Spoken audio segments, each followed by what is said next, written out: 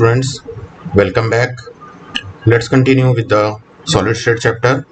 In the last classes we have studied about all the lattice, then close packing. Okay, close packing in two-dimensional, three-dimensional, all that things have been completed.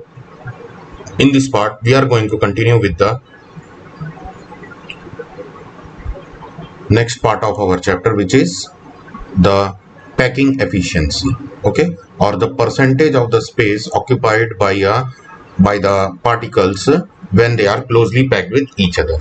Okay, so what is packing efficiency? First let's see that thing. So the packing efficiency is the percentage of the total space filled by the particle. Okay, it is the percentage of the total space filled by the particles, and it is denoted in the form of percentage only. Okay, and how we are going to calculate this packing efficiency, we are going to see here. So the first is here, the first packing efficiency is of the hexagonal close packing or cubic close packing structures. Okay, hexagonal close packing or cubic close packing structure, for both of them the same way is there, and they are having the same packing efficiency also. So here the diagram here is showing here lattice for a CCP. Okay, this is a lattice for a CCP here. So here you can see A, B, here C, this is D, this is one face. Okay, similar here E, F, G, H, another face, and these two faces are connected by each other to form a cubic lattice here. Okay, so here you can see that at A point, it is a lattice point here. So at A point one particle will be there, and at C point one particle will be there, and between them B, at small b point a particle is also there. Okay, so which is touching both A particle and C particle here. So if I am drawing a triangle here, you can see I have drawn a triangle here, this one. Okay, ABC, this triangle ABC. Okay, this triangle has been drawn out here, ABC triangle. So here in this ABC triangle you can see that in the triangle ABC, this one, this triangle ABC, I am taking this triangle here. Okay, and we are going to find out what is the amount of space occupied by the particles which are been situated here. Okay, the similar type of structure will be seen for here also. Here you can see that 1/8 of the corner atoms are being taken out here. Okay, so here from this point to this point here, this distance will be equals to R, the radius of the sphere only. Okay, and this is equal to this total one edge. This edge length is taken here as A. Okay, it is taken here as A, and the diagonal length from 1/8 center. Okay, this is one particle of 1/8. So from its center to the another 1/8 particle, another center, here this distance is taken as B. This distance is taken as B. Okay, so now we have to calculate all these values of A, B on the basis of R only, because then only we can find out the value here. Okay, so I have taken the triangle. So this triangle, from this triangle only we are going to calculate this thing. Okay, so in triangle ABC means in either you can see this triangle or this triangle, both of them are same. In triangle ABC, AC square is equals to B square. AC square means this is the hypotenuse here, so it is the B square, which will be equals to BC square plus AB square. Okay, BC square plus AB square. By Pythagoras theorem we are doing here. We have taken the Pythagoras theorem, and according to this we are solving here. And according to Pythagoras theorem, what was the formula? The Pythagoras theorem formula was hypotenuse square is equals to perpendicular square plus base square. Okay, so here hypotenuse is AC. You can see this is the hypotenuse, this is your perpendicular, and this is your base. So hypotenuse square means AC square is equals to BC square plus AB square. Okay, we have taken that only. Now putting the values, AC is equals to B square. Okay, and BC, the value of BC, you can see the value of BC, it is A only, small a, and value of AB, it is also A. So here the value of AC square or B square becomes 2A square. It means B will be equals to under root 2A. Okay, it is under root 2A. Next,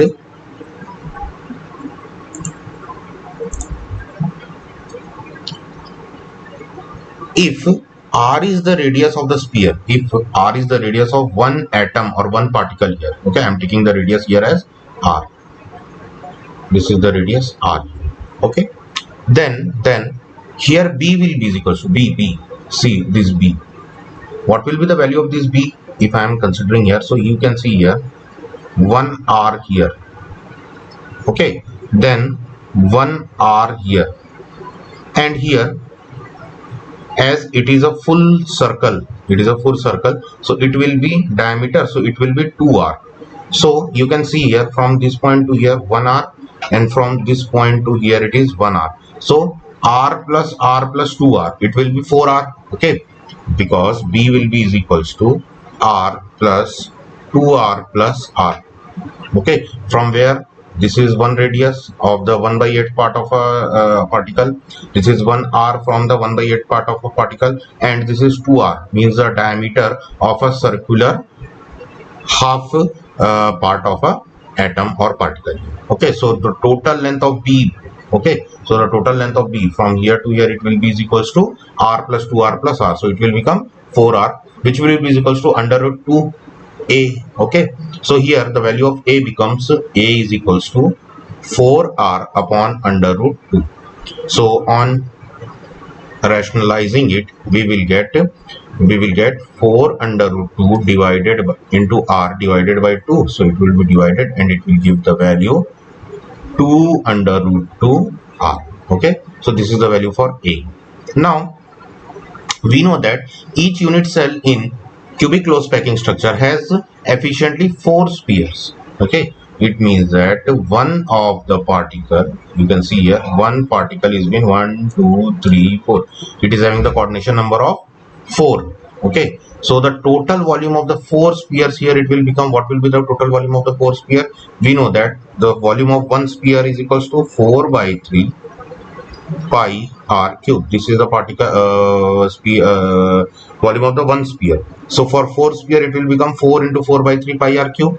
And the volume of cube here, okay, for volume of cube here, you have to find out the volume of cube. So the length of one side here is, edge length is equals to A, and it is a cube, so all the sides will be equal, so therefore it will become A cube.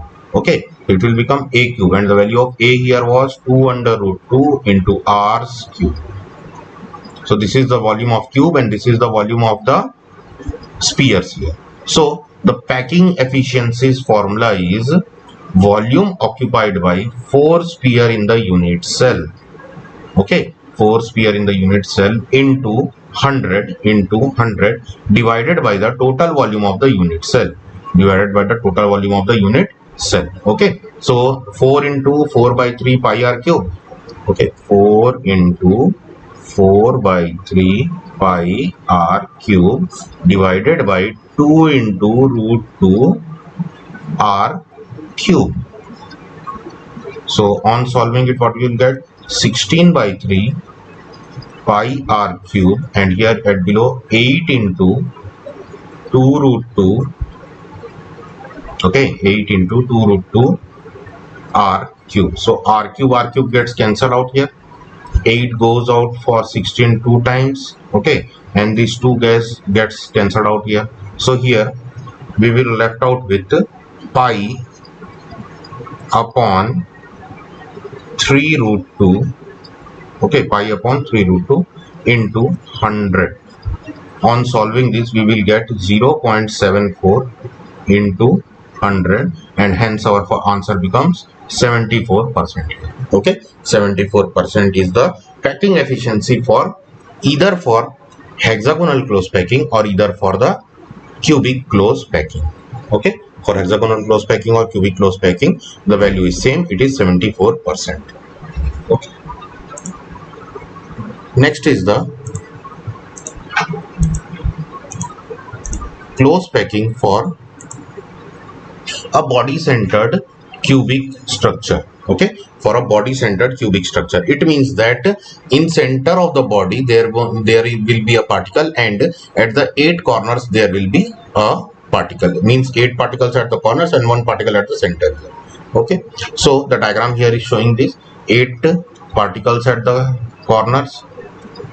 Okay, these are the 8 particles at the corner, and this C, it is the body centered one. Okay, so from end A to the end F, if I am drawing a diagonal in this cube, then it will pass through the body centered particle also, and with the 2 corner particles A and F.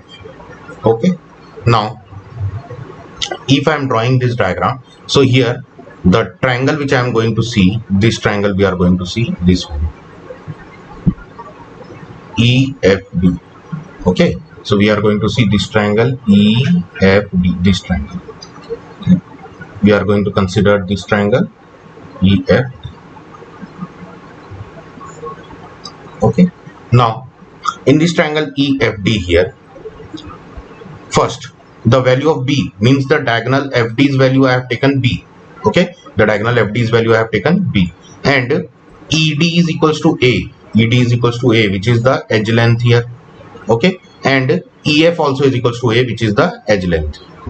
Okay. So according to, by Pythagoras theorem here, by Pythagoras theorem here, FD square, okay, FD square is equals to ED square plus EF square.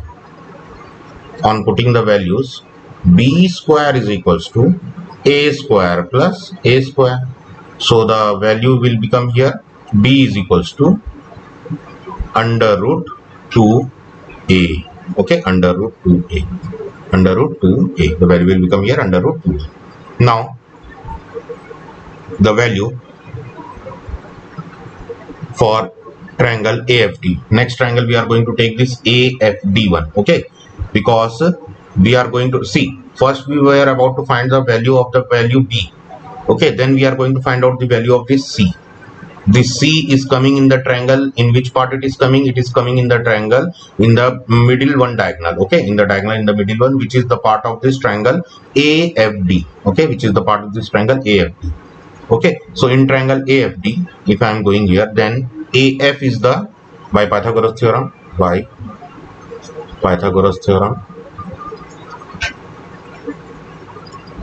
AF square, okay, AF square is equals to AD square plus FD square. Okay, so values are C square is equals to AD means A square, and FD, if I am taking the value of FD, so FD was taken by this part only. Okay, so it will become under root 2, so it is 2A square. Okay, it will become 2A square. So the value here, it will be 2A, not 3A, it will be 2A. Okay, so the value will become here, C is equals to under root, if I am adding this now, then C square is equals to 3A square, and on taking the square root on both sides, the value will become C is equals to under root 3. So B's value is under root 2A and C's value is under root 3. Now the length of the body diagonal C is equal to 4R. How it is 4R? Let's see. Here you can see, let me erase all the lines here first.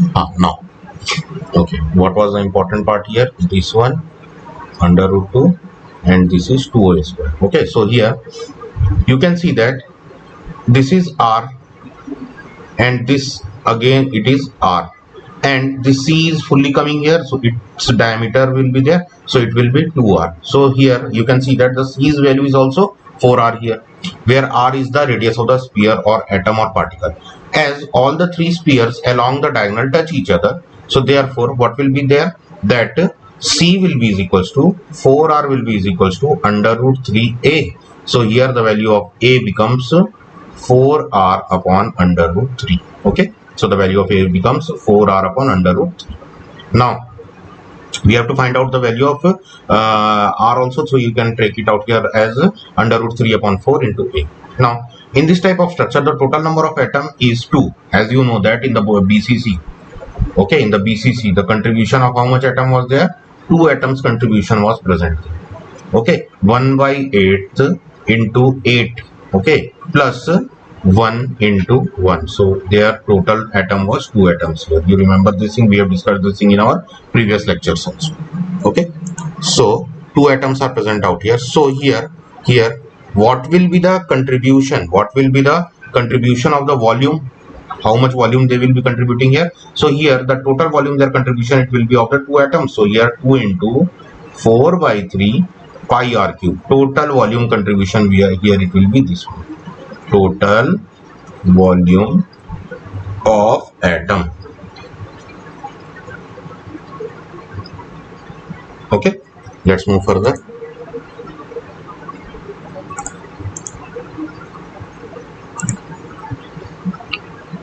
Now here we have taken the volume of the sphere. Okay, 2 volumes of the sphere, it was 2 into 4/3 pi r cube. This was first thing. Next is the volume of the cube. So volume of the cube will be a cube, and a's value we have taken out 4/3 under root pi r cube. Okay, now the packing efficiency formula is volume occupied by 2 spheres. Okay, why 2 spheres? Because 2 spheres are participating here. So volume occupied by the 2 spheres in the unit cell into 100 divided by total volume of the unit cell. Okay, so here the value will become 2 into 4/3 pi r cube divided by 4 by under root 3 r whole cube. Okay, this will be there. So on solving it, we will get 8/3 pi r cube divided by 64 under root 3. So 3 root 3 r cube. R cube gets cancelled out here. 3 gets cancelled out here. 64 8 times it will get cancelled out here. Okay, so here it will become into 100, and here also into 100 will be there. So the value becomes 3.14 divided by 8 into 100, and it goes out 25 times, and it goes out 2 times. So 2 से ये जाएगा, it will go by 2 one time, 0.1145 time, 147 time, 1.75 into 25. So it will become 0. Sorry, not 0. It will become 68%. Okay, it will become 68%. Okay, so the packing efficiency of a body centered cubic cell will be 68%. Okay, it will be 68%. And remember, the last one was 78%. Okay, hexagonal packing and the cubic close packing, it was 74%. Next, let's see the next one for the simple cubic lattice. This one is for the simple cubic lattice. What is a simple cubic lattice? Simple cubic lattice was that in which a cube was there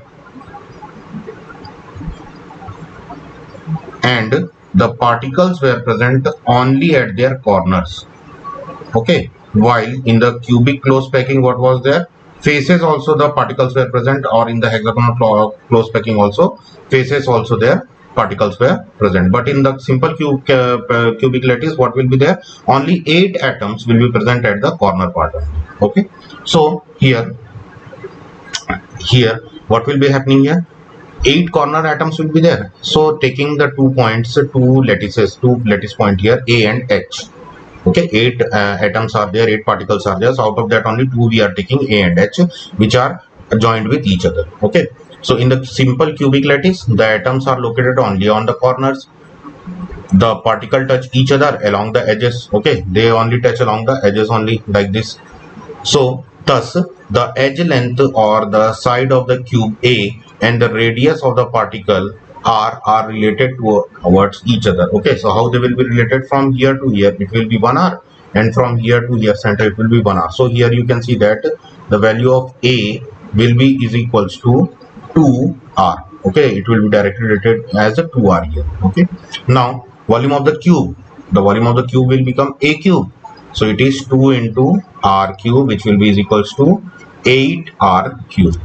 Okay, now since a simple cubic unit cell contains only one atom, na? Because what was the rule? 8 atoms were present at the corner, so 8 into 1 by 8 is equals to 1 atom's contribution will be here. So here the volume of one atom will be required, so volume of one atom, how much volume will be? It will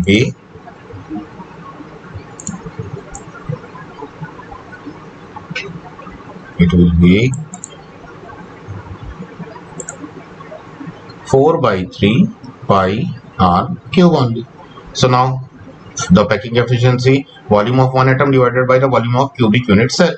Okay, so here the value will be 4 by 3 pi r cube divided by a cube, so it is 8 r cube. So 8 r cube divided by each other, 4 goes 2 times, so here the value will be pi by 6. Okay, so pi by 6, it comes out to be 0.5236 into 100. Okay, into 100 is always there, into 100. So here the value becomes 52.36 percentage. Okay, 52.36 percentage, which can be taken as 52.4% here.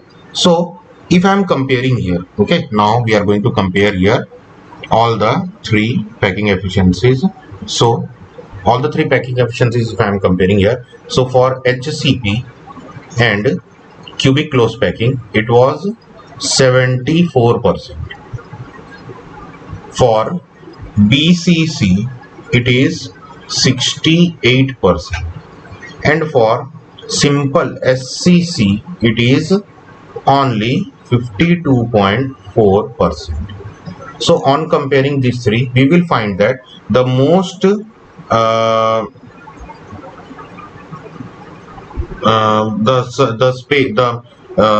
close packing, which is having the lesser free space, is the HCP one. Okay, because it is having the maximum packing efficiency of 74%, while the SCC means the simple cubic close packing, it will be having the lowest packing efficiency, and it will be having the most voids or the empty spaces in its atom. Okay, atom spacing here, and hence it is having the largest spacing around there. Okay, let's move further.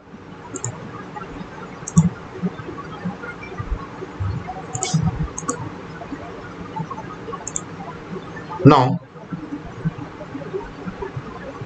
there are some numericals which comes in the chapter, and this numerical is from this topic, the density of the unit cell. Okay, the density of the unit cell. So the formula of the density of the unit cell becomes from the mass of the unit cell divided by the volume of the unit cell. Okay, so the mass of the unit cell can be taken out by Z into capital M divided by A cube into Avogadro's number, where Z is the number of unit cells. Okay, M is the molar mass, okay, molecular mass, and A is the edge length of the cubic cell, and Na is the Avogadro's number. So Avogadro's number, you everybody remember na? Avogadro's number is 6.02 into 10 to the power 23. This is the Avogadro's number. Okay, so let's see an example here. An element has a body centered cubic lattice. Okay, an element has a body centered cubic lattice structure with a cell age of 288. Means A is equals to 288 picometer. For pico, it is 10 to the power minus 10 meters. The density of the element is given here as 7.2. It means rho is being given here as 7.2 grams per centimeter cube. Okay, grams per centimeter cube it is given out here. So we are going to convert it into okay. And also how many atoms are present in 208 grams of the element. Mass is also given here, which is for 208 elements. Okay, mass. Now we have to find out the molecular mass first. because no molecular mass is given out here, but we know that Na is equals to 6.023 into 10 to the power 23. Okay, we know this thing, Avogadro's number it is. So using the formula, rho is equals to Zm upon A cube into Na. We can find out the value of capital M here. So capital M will be is equals to rho into A cube into Na divided by Z. So M will be is equals to rho. Rho is 7.2 A cube. A cube means 288 into 10 to the power minus 10 cube into 6.023 into 10 to the power 23. Okay, divided by Z. Z is 2. So the value of M will come here as 51.58. This is the value of M. Now, as we have got the number of the molar mass here, okay, so we know that number of moles we have to first find out here. If we find out the number of moles here, then we can easily find out the number of the atoms here also. So what is the formula for number of moles? Number of moles. Number of moles. The formula was given mass divided by molar mass. So given mass here is 208 grams and molar mass is 51.58 grams. So here the value becomes 4.034. Okay, so hence we will get the how many number of atoms are there. So it will be is equals to number of atoms is equals to moles into Avogadro's number. So mole is 4.03 into 6.023 into 10 to the power 23, which becomes here 24.2 into 10 to the power 23. So that much amount of particles will be present here when density of 7.2 gram per centimeter is present of particles. Okay, so this type of questions will be seen here in this chapter. Okay, in this topic from the density topic. Let's move further. Next part here is the imperfection in solid. Okay, imperfection in the solid. One of the important part here, from here questions are guaranteed coming in the paper. Okay, so imperfections in solid. Any irregularity in the pattern of the crystal arrangement in a solid lattice is called imperfection in solids. Okay, the occurrence of the defects takes place when crystallization, okay, the process of formation of crystal takes place. So what is crystallization? When not ionic only, when a crystal is formed out here. How crystals are formed out? What is the process of formation of crystallization? First, what we do, we make a aqueous solution. For the crystallization process, first aqueous solution is made out and then it is heated. Heating aqueous solution. Okay, then this aqueous solution is cooled slowly.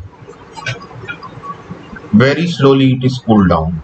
Then the formation of crystal takes place. This is the way of forming the crystal. There is also a ratio for forming of this aqueous solution also. There is a ratio. Okay, how much water will be taken out for forming the crystals here. But the cooling is slowly done here. Means normalizing is done here. Okay, normalizing is done here. So due to this process, crystals are formed. So during this formation of crystal process, or this process is known as crystallization. Okay, crystallization.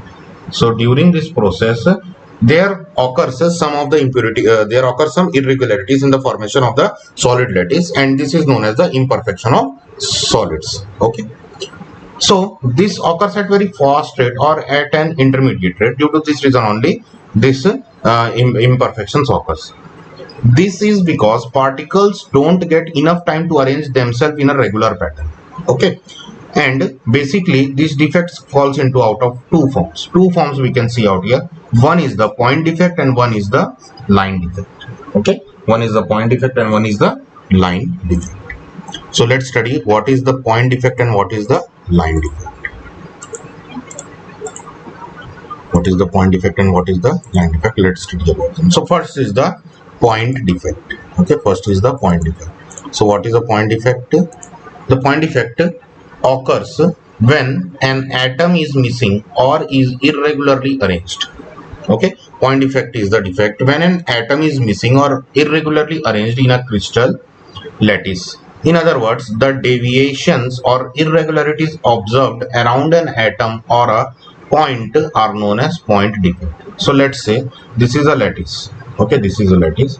So here the position of a point, this lattice point, which must be occupied by a particle, is vacant, and this particle is situated here at a place where it must not be there. Okay, so this type of defect is known as point defect here.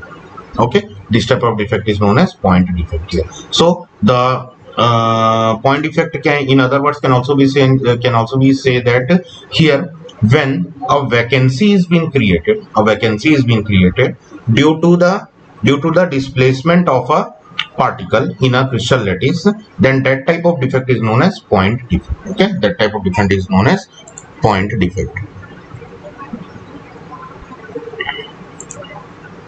Next, types of point defects. What are the different types of point defects we are going to see here? So the point defects is having two types. Again, it is having two types. One is the stoichiometric defect and other one is the non-stoichiometric defect. Okay, so what is the stoichiometric defect? The defects due to which the stoichiometry of the solid remains undisturbed. Okay, it means if the defect is there, if the point defect is there, but no effect is there on the stoichiometry of the solid, then this type of defect is known as stoichiometric defects. This type of point defect is known as stoichiometric defect. Any stoichiometric defect, the ratio of the cations and anions remains same in the solid. It means if one of the vacancy is created, then some other space that vacancy will be filled out. Okay, so it means that it has been balanced out here. Okay, it means balanced out here. It means the ratio of cation and anions are equaled out here by vacancy of cation is created, then the vacancy of anion will also be created there, due to which reason the balancing has been done out here and no defect or no effect on the stoichiometry has been seen there. They are also known as intrinsic or thermodynamic defect. Their other name is intrinsic or thermodynamic defect.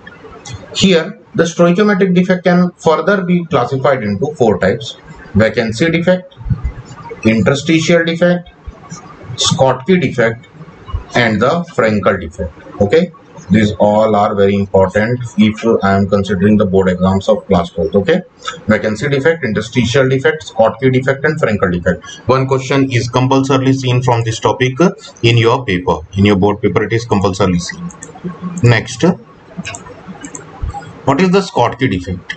Okay, what is the Schottky defect? So here in the Schottky defect, as you can see here, the A plus is the cation here and B minus is the anion. Okay, so this is the lattice arrangement here. So here you can see that this A plus is vacant here. This vacancy is created due to the absence of A plus here. So here one A minus will also one B minus will also be removed out, or it will be absent here to balance this. Okay, so this type of vacancy is known as Schottky defect. Okay, Schottky defect, this type is known as. Next is the Frankel defect. In the Frankel defect, you will see that the vacancy which has been created, this particular particle will be occupying a different space and it will be present in the lattice only, but its position will be changed out and it will be present in any other space. Okay, but it is not occupying its original space, it is occupying in some other space. So here also you can see that the percentage between the cations and anions is same, and here also the percentage is same, but the vacancy is present there. Both the cations and anions one are absent here, but in this case no absence is there, but the position is being changed out here. So this type of defect is known as Frankel defect. Okay, this is known as the Frankel defect. Next is the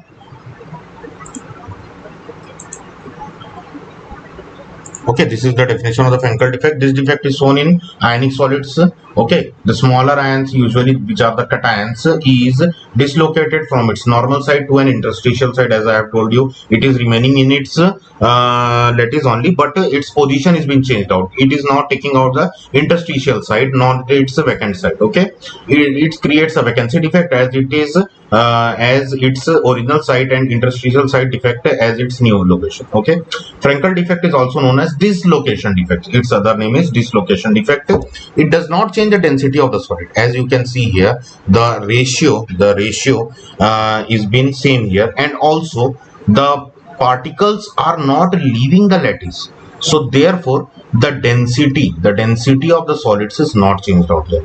Frenkel defect is shown by ionic substances in which there are large difference in their size of ions. Okay, means the cations and anions are very much different in their sizes. For example, ZnS, zinc blend. Okay, in case of AgCl, silver bromide, silver chloride, silver iodide, all this here will be having this defect because Ag is smaller than that of I. Also Ag is smaller than that of I, but here in case here Ag is very much bigger than that of the Cl here. So this type of compounds will be showing the Frenkel defect here. Okay, now next is the Schottky defect. Okay, next is the Schottky defect. So in Schottky defect, it is basically a vacancy defect in ionic solids. This is also seen in ionic solids only. In order to maintain the electrical neutrality, the number of missing cation is always equal to the number of missing anions, and this creates the vacancy, Schottky defect also decreases the density, as I have told you before only, that the elements, the particles are removed from the lattice. But in case of Frenkel defect, the particles were not removing, it were taking the interstitial sides. Okay, but in the case of Schottky defect, the elements or the particles are removed. So due to the removal also, the density of the particle, the density of the lattice or the density of the solid is decreased. Number of such defects in ionic solids is quite significant. For example, in NaCl, there is approximately 10 to the power 6 Schottky pairs per centimeter cube. In per centimeter cube, you can see 10 to the power 6 Schottky defect. Okay, at room temperatures. In 1 centimeter cube, there are about 10 to the power 22 ions. Okay, there are 10 to the power 22 ions, and out of that 10 to the power 6 Schottky pairs will be present out there. Okay, thus there is 1 Schottky defect per 10 to the power 16 ion. 1016 ions, there will be 1 Schottky defect will be present out there. Okay, means 1016 ions. After every 1016 ion, you will see a Schottky pair will be present out there. Okay, so Schottky defect is shown by ionic substance in which the cations and anions are of similar size. This kind of defect, this Schottky defect, will be shown in the elements or in the solids which are having same size of cations and anions. For example, NaCl, KCl, cesium chloride, silver bromide. Okay, AgBr is one of the ionic compound which shows both Frenkel and Schottky defect. It is one of the important questions that AgBr is one of the exceptional which shows both Schottky also. Okay, it is showing the Schottky also and the Frenkel also. Okay, both the defects are seen by AgBr. Okay, what is the reason behind? Because Ag and Br both are similarly in size, not very similarly, but they are similar. But when seen that Br is larger than that of the Ag, but when compared, their size is not very much, the difference is there. So both kind of defects, Frenkel defect also and Schottky defect, both defects are seen in the case of AgBr. Okay, next is the vacancy defect. Okay, next is the vacancy defect. The vacancy defect. What is vacancy defect? The vacancy defect, when some of the lattice sites are vacant, the crystal is said to have vacancy defect.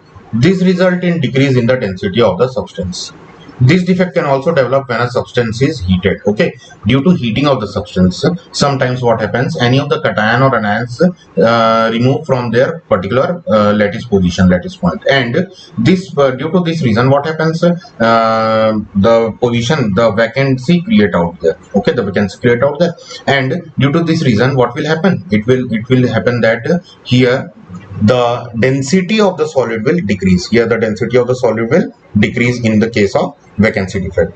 But in case of interstitial defect, which is same as that of the Frenkel defect, here when some constituent particles occupy an interstitial site here, okay, means they are leaving their original site. This was its original site, where original site will be, so their original site they are leaving there, and they are taking out the interstitial site of the crystal. Okay, so this type of defect is known as interstitial defect. Okay, so this type of defect increases the density of the substance, because all the sites are being taken from, firstly, okay, they have occupied all the lattice point, but after that also some of the particles are coming in the interstitial points. So due to this reason, the number of the particle will increase, and if the number of the particle will increase, then the number of the then the space occupying or the packing efficiency will also increase, due to which reason the density here is higher, while in case of vacancy it is lower. Okay, here the density will be higher. Okay, so this is the vacancy defect and the interstitial defect, and Frenkel defect and Schottky defect. Next is the non-stoichiometric defect. Non-stoichiometric defect. So what is the non-stoichiometric defect? The defects discussed so far do not disturb the stoichiometry of the crystalline structure. Okay, no defect, this kinds of defect was not disturbing any of the crystalline structure substance stoichiometry. Okay, but there are two kinds of defects which can affect the stoichiometry also. Okay, which can affect the stoichiometry. So what are these defects? They are metal excess defect and the metal deficiency defect. Okay, so what is metal excess defect? You can know from its name only that metal excess defect. Here the metal excess defect occurs in two ways. Okay, what is that? Due to anionic vacancies and due to the presence of extra cation in the interstitial space. Okay, so first, due to anionic vacancies, metal excess defect can be seen in alkali halides. Okay, it can be seen in alkali halides such as NaCl or in KCl. Okay, in this type of defect, the anionic vacancies are missing. Okay, means the anionic vacancies are missing, means Cl will be missing out here and are filled by an electron. Okay, means NaCl, NaCl, NaCl, Na. Okay, Cl, Na. Here a vacancy will be present out here. NaCl, NaCl, NaCl. So this vacancy will be occupied by a electron here. Okay, this vacancy will be occupied by a electron here. So this type of vacancy is this type of the defect is known as metal excess defect. Okay, because here you can see that the number of metal increases here, the number of non-metal will be decreased out here. One non-metal is been removed here, na? One non-metal has been removed from here. So here you can see that in this lattice the number of metals will be increased. So hence this type of defect is known as metal excess defect. Okay. For example, when a NaCl crystal is heated in the presence of sodium vapor, when it is heated in the presence of sodium vapor, the sodium atom are deposited on the surface of this metal. Okay, the sodium metal are deposited, the sodium atoms are deposited on the surface of the metal, and the Cl minus ion diffuses out from the crystal surface and combines with any of the Na atom to give a NaCl. To make this happen, sodium loses one electron to become Na plus, and this loosed electron is taking the vacancy of the anion which is being removed out from the lattice. Okay, so as a result, what will happen? What will happen here? Na plus amount will be increased out. Plus number will be increased out here. Okay. Next is the